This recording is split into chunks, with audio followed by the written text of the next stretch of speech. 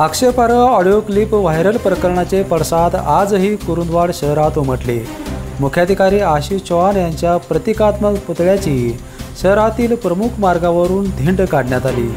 मुख्याधिकारी आशिष चव्हाण आणि कार्यालयीन अधीक्षक पूजा पाटील यांच्यातील संवादाची ऑडिओ क्लिप सोशल मीडियावर व्हायरल झाल्याने शहरात कालपासून संतप्त पडसाद उमटत आहेत। मुख्याधिकारी आणि अधीक्षक दोघेही कालपासून सक्तीच्या रजेवर आहेत।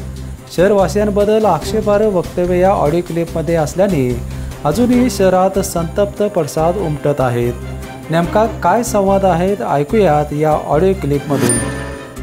किती लोकांचं भलं केलंय आस्थापनाच्या माध्यमातून, साल्यानं किंमतच नाही पाडली। त्यांना ज्यावेळी नालायक लोक भेटतील ना, आपण दोघं गेल्यानंतर त्यावेळी कळणार आहे खरी किंमत। हॅलो, हा आठवलं आता की हे साले सगळे हरामखोर आहेत, अख्खे कुरुंदवाडवाले। त्यांच्यासाठी काहीही करणं म्हणजे स्वतःच्या पायावर कुऱ्हाड मारण्यासारखे। या प्रकरणाचे गांभीर्य लक्षात घेऊन जिल्हाधिकारी अमोल येडगे यांनी जयसिंगपूरच्या मुख्याधिकारी टीना गवळी यांना कुरुंदवाडचा अतिरिक्त चार्ज दिला आहे।